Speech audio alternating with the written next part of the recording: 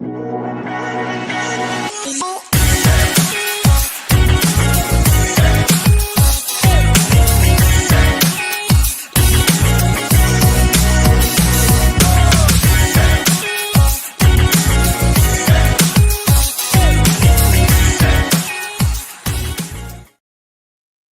morning, everyone. Welcome to the show. John Henry Soto here with you as always. It is 7 a.m. in Nashville, Tennessee. It is June 18th, 2026.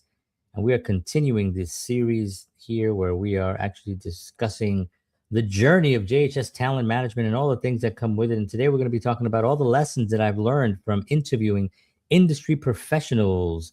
And that should be a lot of fun. So it says here we're having a little bit of trouble on one of the platforms here, but have no fear.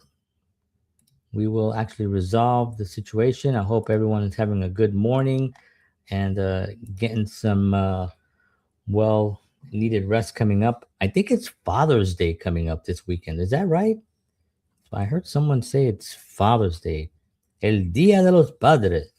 And I am a padre, so we'll see if family does anything. It'll be, I think it's on Sundays, usually on Sundays, right? Father's Day. It's not as popular as Mother's Day, but still a good day. We deserve some respect too, right?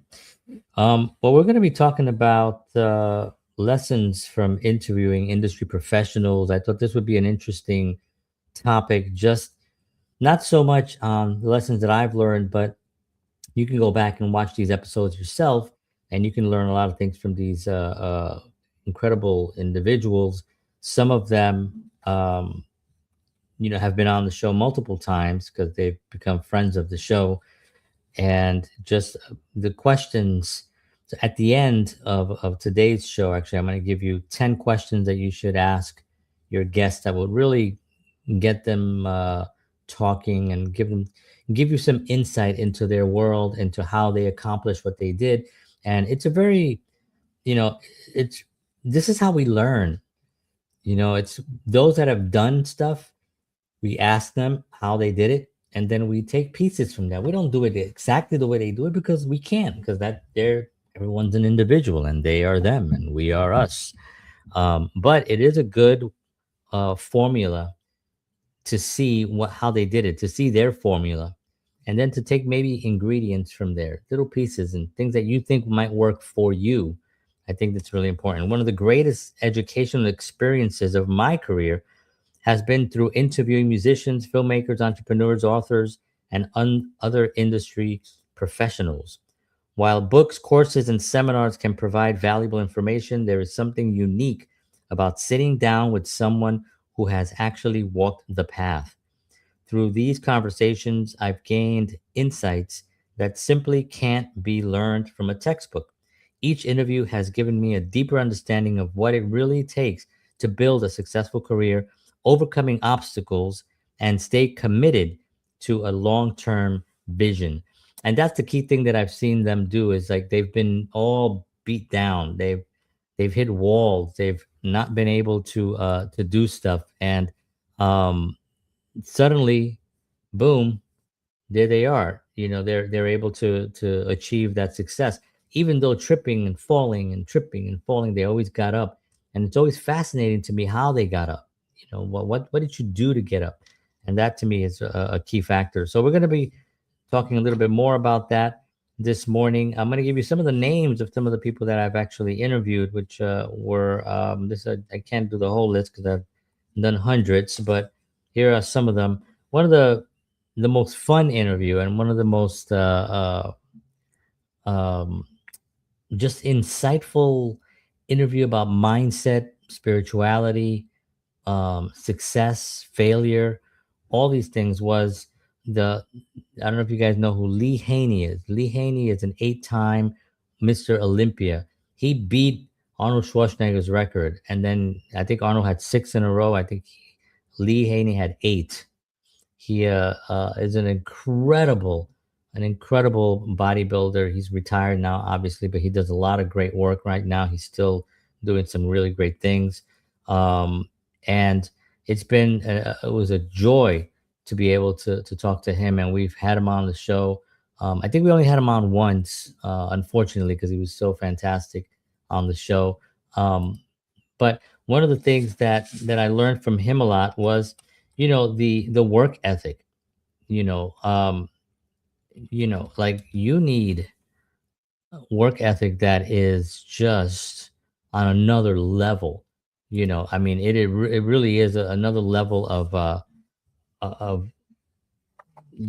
I mean, we're talking, that type of bodybuilding is something that, I mean, I work out, but that is something that your mindset and your ability to overcome when you don't want to do something.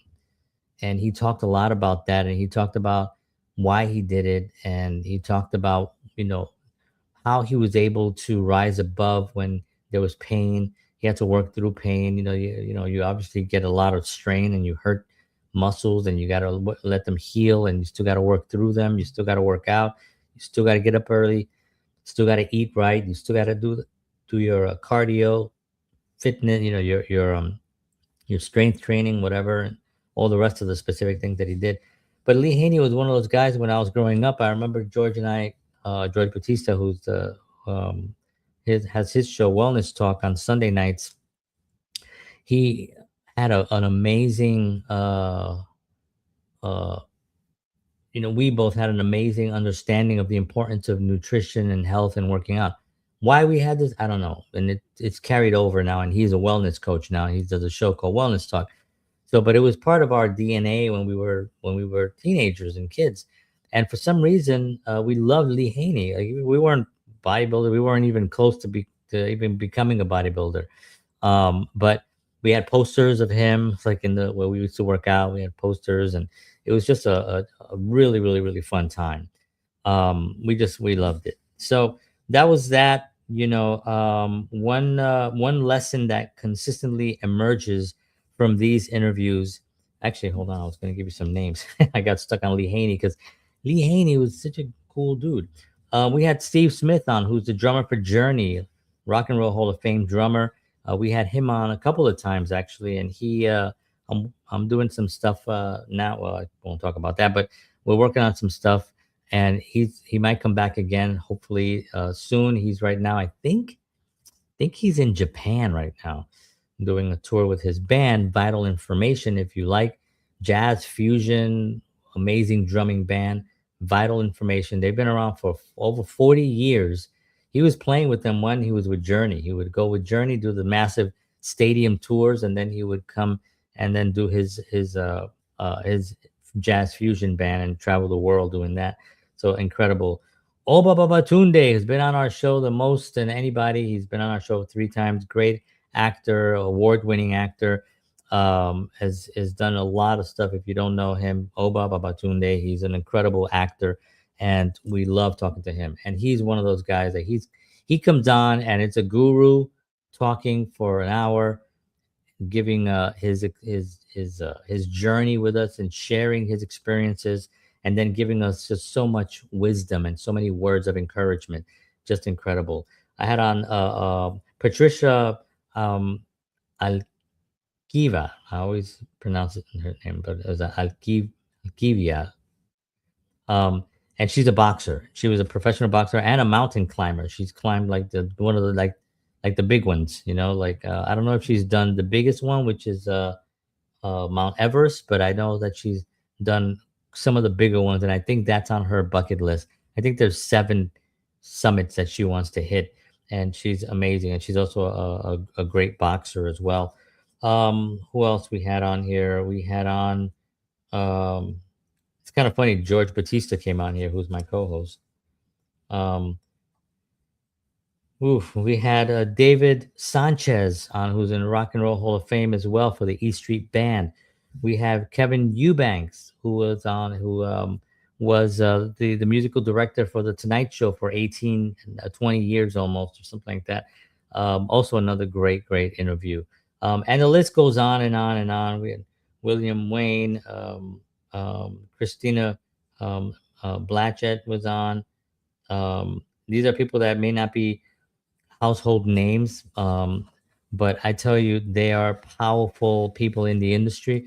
And this is why we have to look at those that are in the industry as guidance, those that can guide us through it, because they're there doing the groundwork, and they're some of these are also interviewers, some of them are managers, some of them are directors that we may not, William Wayne is a film director, has had award-winning films, so there's a lot of insight into learning the guys that are still on the path and still trying to get there and still working, and they're really hitting the grind. So now it gives us an idea of what it really takes. Because it's easy, like if you're talking about music and Steve Smith, for instance, he's reached the pinnacle of it, right? You can't go higher than the Rock and Roll Hall of Fame, right? I mean, that is as high as you can go as a musician. As far as the accolades, right, and awards and those kinds of things. But so for him, it's just now about the music. So you learn a lot about that journey, But when you're talking about, other musicians here, I'm trying to think of who else I had on, but like, we had on um, there's another Amanda Ray we had on, and she's a singer here in Nashville. A wonderful, beautiful, beautiful young lady who sings here in Nashville. She's been playing here in Nashville for many, many years. She's got a following. She does extremely well. This is all she does for a living is sing. She's just a singer, and she's on that path. You know what I mean? So when you talk to her, and I've had coffee with her, I've met with her, I've had her on the show. You really get an insight of what it takes to actually be successful, and the path and the road and the obstacles and the barriers and the punches in the mouth and stuff that you got to take. And that grind is unbelievable when you really meet someone that's really on it. So one lesson that consistently emerges from these interviews is that success is rarely an overnight event. That's for sure. Whether speaking with a successful musician, an award-winning filmmaker, or a thriving entrepreneur, I found that most of them share a similar story. Behind every accomplishment are years of hard work, setbacks, failures, sacrifices, and persistence. Hearing these stories firsthand has helped me and George appreciate the value of patience and consistency. It has also reinforced the importance of continuing to move forward even when progress seems slow. This is a major thing I want to just touch upon real quick. When you're on this path, and I'm on it, I'm not nowhere near where I want to be. I'm heading there. I'm getting there. I'm going to get there, but it is a grind. When you are on this path, you're going to have weeks that are going to be amazing. And you're going to be thinking, wow, this is awesome. And then you're going to have weeks where it's crickets. You don't get anything. You can't get the momentum going. You're like, okay, what's missing? And I have tools and stuff that I apply that I'll talk about on one of these episodes. Applying conditions, or things called conditions that you apply, where they find where you are right now in the thing that you're trying to accomplish, and then how to improve it. So there's tools that I have, but then I have to go think about something. But I am doing those things. What is happening? And sometimes that's just the weeks you're gonna have. You have as a artist, as an individual, as a creator of content or whatever it is that you're doing, you have to continue to create. Because what happens is we're creating, and things are going well, and we're having great meetings, and we're doing great projects, and suddenly cricket, it stops. Well, what are you gonna do? Just go home and be like, well, I guess I got nothing to do. No, you gotta double down. You gotta work harder. You gotta do more now. You have to get out there and start, okay, I'm not working in any films right now. Well, start writing a film. Start writing a film. Start going on Actors Access and start submitting it. If you have a manager, I have a manager, an agent, so they submit me for stuff, right? But when things like that get better, I go on and I start submitting myself, getting the outflow out there, getting all the energy, communicating, networking, meeting people. You set up a coffee date with somebody. If it's a slow week, you'd be like, hey, you want to get some coffee? Go out and then discuss things and get the energy going like you're working, really work. Even when things aren't going, work, and that's where the consistency, persistence comes, because it's very easy to be discouraged when things start getting slow. And it has gotten slow many, many times for me. And then what do? Well, you're not going to stop, right? You're not going to just be like, well, I'll be here if anybody needs me. I'll just be taking a nap.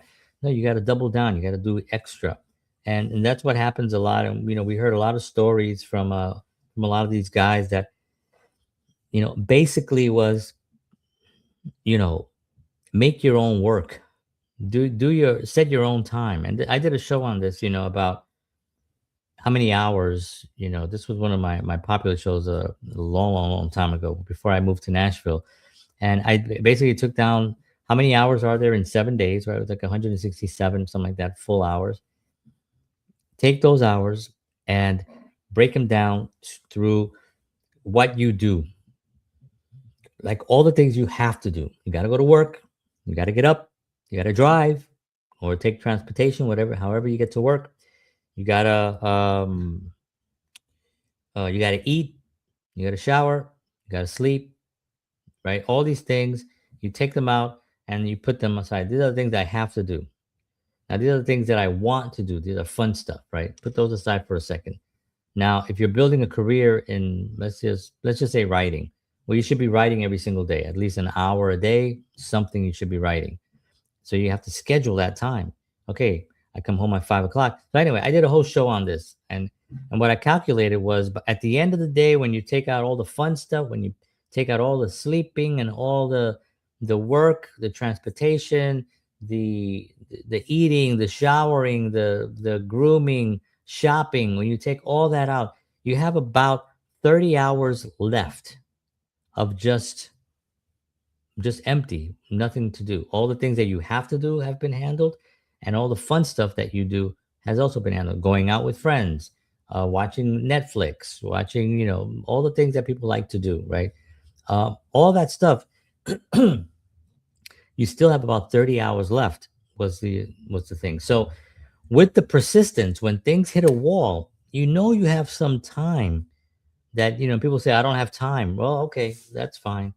You do have time. You do have the time. I know you say you don't have the time. And maybe, you know what? Maybe there's somebody out there who really doesn't have the time. They're working 3 jobs, they got kids, maybe they don't have the time. Maybe they don't have this as a goal. But if you have this as a goal where you want to try to be into either the entertainment industry in some way, a singer, a writer, a songwriter, a filmmaker, a director, a screenplay writer, all the things that you're trying to accomplish need to have an intensity behind it, where you're sitting down and you're only focused on that one thing for either an hour a day, 30 minutes, whatever you can squeeze in on those days. Some days maybe you can do more, some days you do less. Very, very important. And this is one of the lessons that I learned from all these individuals that I interviewed. It was literally uniform through all of them. They said it has to be such a passion. You don't get to be Steve Smith, Lee Haney, Owa Babatunde by just working whenever you can, just working on your craft whenever it's possible. It's impossible to do that. You have to work to such a degree. It gets so difficult that you have to still rise above it, and you got to put the hours in. And you can make all the excuses that you want. I know, because I used to make a lot of excuses.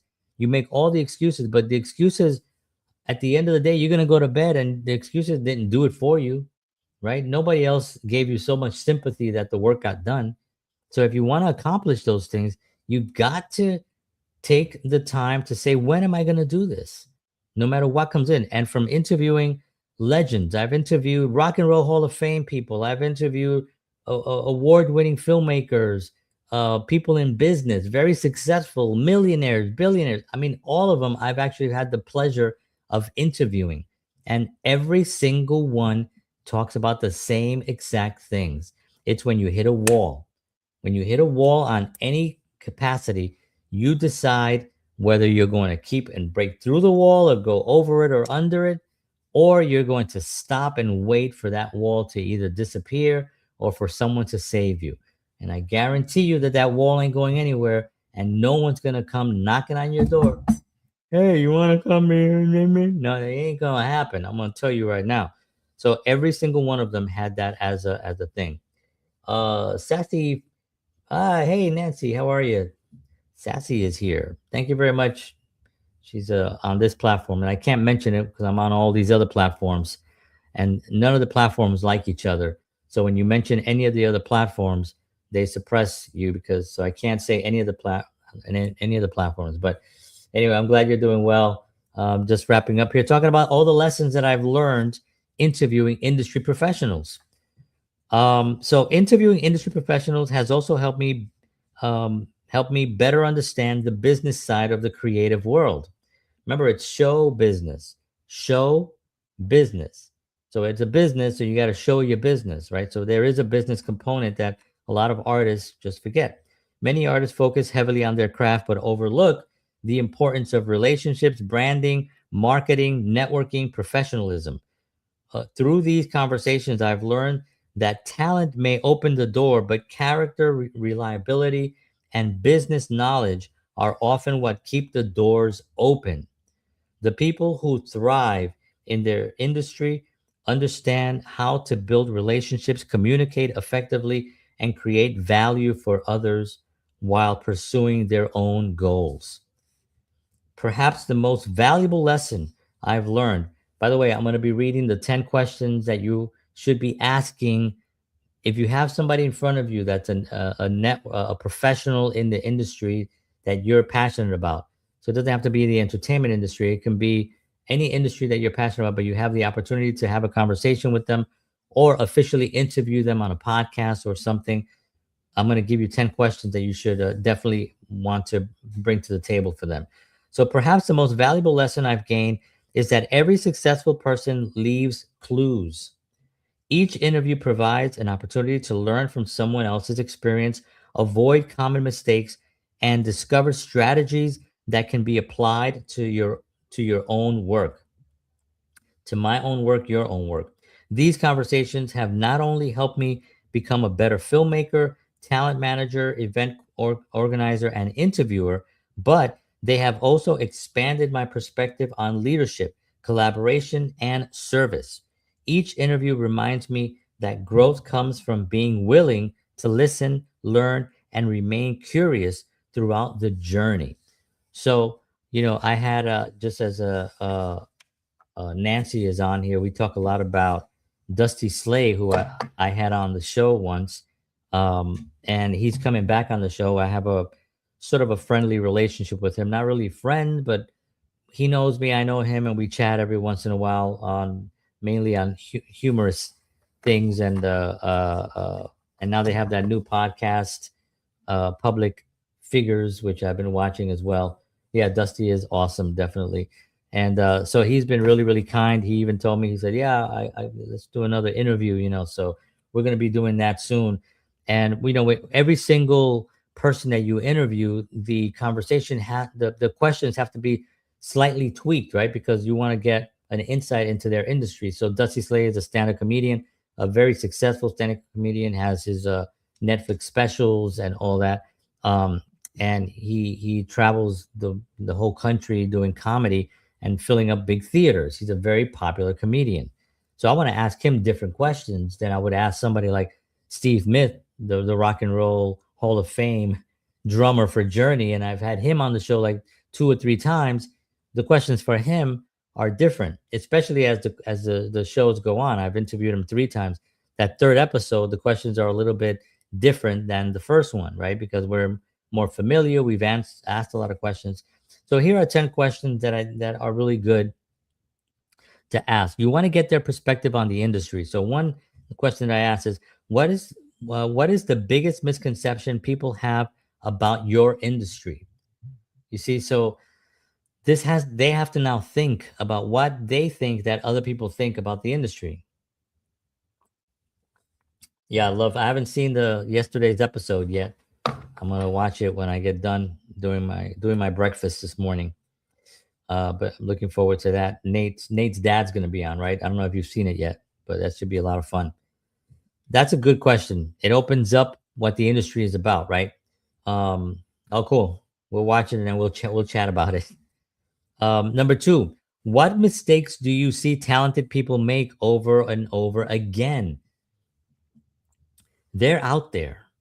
They're seeing people come and go all the time, and they know what the mistakes that they're making, right? Some of them are the obvious ones, right? Drinking and drugs and all that kind of stuff. Those are the obvious ones, but there are other mistakes that are subtle in the industry that people are making, so that gives you a good insight. Number three, if you were starting over today with no context, what would you do first? That's a good question, because there are a lot of people out there that just kind of getting started, and people will say, "Oh yeah, well it's easy for Dusty Slay. He's been doing it for almost 20 years. He's been at the game for a long time. And now he's successful. But now it's hard because we got social media. We got to. So what would be so? But if you get his perspective, he's already been in the business. He knows what he did. Or she, because I've had some great interviews with very funny women as well. All these questions apply to really bring out what would they do today, because they're also today, they're here today as well, right? Number four, what separates people who succeed long term from those who don't? I'm just going to run through these. You reveal habits, mindsets, the behaviors that create lasting success, right? um yeah, exactly. No, I haven't done Leon Morgan yet. I would love to interview her. Man, she is just such a powerhouse. She is so funny. She's a very interesting, because she started very late in her comedy, and she blew up big time. And she is just really, really cool, and I really like her a lot. I'm anyway. I got some stuff that would be cool coming up, and maybe it could lead to that. Pray to the comedy gods that I can do that. I also want to interview Nate. I haven't done that. That would be I'm derailing you. No, no, no, no. I'm good. I'm good. This is my show. My show is very relaxed. People here know what I'm doing here. All right. Number six. What is something you wish someone had told you when you first started? Number seven. How has the industry changed during your career? What changed? What changes do you see coming? Now, a lot of these questions, sometimes you'll ask a question that'll spill into these. So you have to make sure that you know your list, so you don't repeat a question that the guest already answered. So make sure you stay in the moment. When you're interviewing people, you got to stay present, by the way. You got to be in the moment. You got to be there. Like she was saying, she derailed me. She didn't really derail me. I want to talk to her. Nancy, we've known each other just through here a lot. So I want to have the conversation with her and give her the respect and the time, because I know her. Um, and I'm here, but I'm definitely in the moment, knowing that I'm going through this list. And people who watch my content know that I have a tendency of wanting to have conversations about things that pop into my head, because that's kind of like, that's how my brain works. Okay, can you share a failure or setback that ended up becoming a valuable lesson? Number nine, what skills outside of talent have been most important to your success? This is a very interesting question, because it opens them up to more of their personal skill set that they have, that are not the stuff that we all see. So maybe they're very good at nutrition. Maybe they're really good at getting rest. Maybe they're something, they work out, they stay healthy, whatever. That's a it becomes really valuable, that you don't realize. Wow, I'm so glad I worked out, because I can actually do these things. I have more energy. And the last one, number 10, what advice would you give someone who is trying to create opportunities instead of waiting for them? I just talked about this. When things are slow, you got to create, you got to make your own way. You can't be sitting back there waiting for someone to give you an opportunity, because it ain't going to happen. I tell you right now, I'm a short little Puerto Rican from the Bronx, and I was trying to get acting roles, and I booked a lot of stuff in New York City. And then when things started getting a little slow and I wasn't booking anything, you know what I did? I started writing. I wrote my own films. I shot them. I put them in festivals. They did extremely well. I've done that 10 times. I have 10 films under my belt. And I have an 11th one that I'm working on right now. When things get a little slow, you just create your own work, man. Just do it. Start thinking about what can you do. Start doing monologues. If you're an actor, start learning monologues, recording yourself. If you're a singer, start singing online. Start doing that every single day until work comes out and you go, hey folks, so I can't sing today because I'm actually gonna be performing somewhere. I have a new song, a new band, a new this, whatever. Same thing with actors. You have to be able to get yourself out of any kind of funk that you are. And the lessons that I've learned from interviewing all these industry professionals is that when things are down, you got to start working. You got to take it like a business, provide business sense to it, and treat your life and your career, not your life, but treat your career like a business. And if you really love it, it'd be easy. If it's a grind for you, then you got to find someone that can help you or find tools, AI tools right now for management. Unbelievable. If you're not using them, you are asleep at the wheel. If you're an artist and not using AI tools for management of your time, your schedule, posting, all those things, man, it is a game changer. There's so many options between ChatGPT and Claude and Manus and Emerald, all these different things that you can use. Use them. Whew. All right, friends. I want to thank you for tuning in this morning. As always, I appreciate you all. I'm going to stay here for a little bit longer. I'm going to say goodbye and thank you all for tuning in this morning. I appreciate you all. Have a wonderful day out there. Take care of yourselves and take care of each other because we're all we got. I'll see you all tomorrow morning. And tomorrow morning's show is about what Rock and Roll Hall of Fame artists taught me. I've interviewed 4 Rock and Roll Hall of Fame's artists right now, and I've learned different, sometimes the same things, and it's a little bit different than today's show. Very specific when you reach that level of the mindset shifts. There's a little bit of a switch that goes on. Very interesting. You want to stick around for that tomorrow morning, 7 a.m. Central. Take care, everybody. God bless you all. See you tomorrow. And as always, peace.